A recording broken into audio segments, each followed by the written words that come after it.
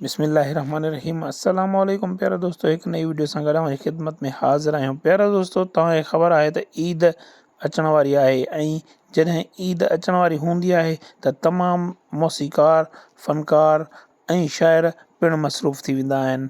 हर को शाइर पंहिंजी सिलेक्शन में पंहिंजे बहितरीनु सिंगर जा एल्बम आणण जी कोशिशि कंदो आहे ऐं तमामु सिंगर वधि खां वधीक एल्बम करण जी कोशिशि करण में मसरूफ़ थी वेंदा आहिनि। असांजी अॼु जी वीडियो जो मक़सदु बि इहो ई आहे त अव्हांखे ॿुधाईंदा हलूं त हिन ईद ते कहिड़नि कहिड़नि फ़नकारनि जा एल्बम रिलीज़ थी चुका आहिनि ऐं कहिड़नि कहिड़नि फ़नकारनि जा एल्बम अचण वारा आहिनि ऐं मेगा एल्बम्स कॾहिं रिलीज़ थींदा। उन खां पहिरियों जो हलूं मेन टॉपिक जी तरफ़, अव्हांखे गुज़ारिश आहे चैनल खे सब्सक्राइब कयो ऐं बेल आइकन खे दॿाए छॾियो। जी हा दोस्तों, त सिंध जे तमामु सुरीलनि फ़नकारनि जा एल्बम अची रहिया आहिनि, जंहिंमें फ़ाइज़ा अली, मेराली, बुशरा मारवी, सनम मारवी, शबाना कोयल, कोमल नाज़, ज़ुल्फ़कार मंगी, सैयद सागर शाह, रऊफ़ मक्सी, शाहिद बब्बर, दिलशेर तिवणो, गुलाम हुसैन उमराणी ऐं ॿियनि फ़नकारनि जा एल्बम पिणु शामिल आहिनि।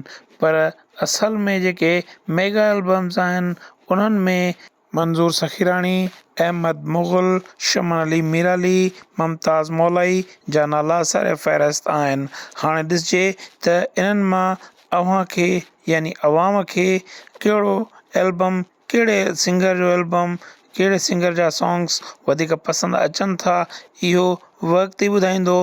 पर इहे मेगा एल्बम्स जी उमेदु आहे त ईद राति ते इहे सभु मेगा एल्बम्स रिलीज़ कया वेंदा। अहमद मुग़ल जो चवणु आहे त मुंहिंजे हिन ईद ते ईंदड़ एल्बम पुराणनि तमामु एल्बमनि जा रिकॉर्ड टोड़ींदो, छो जो हिन एल्बम में बहितरीनु सिलेक्शन सां गॾोगॾु बहितरीनु शाइरी ऐं म्यूज़िक शामिलु कराई वई आहे। त प्यारा दोस्तो, हीउ हुयो असांजो अॼु जो वीडियो, जेको तव्हांखे यकीनन पसंदि ईंदो। जेकॾहिं वीडियो पसंदि अचे त दोस्तनि सां शेयर कजो ऐं कमेंट करे पंहिंजे राय खां आगाह कजो त अव्हांजो पसंदीदा फ़नकार कहिड़ो आहे ऐं अव्हांखे कहिड़े फ़नकार जे एल्बम जो इंतज़ारु रहंदो आहे। दुआउनि में यादि कजो। अल्लाह हाफ़िज़।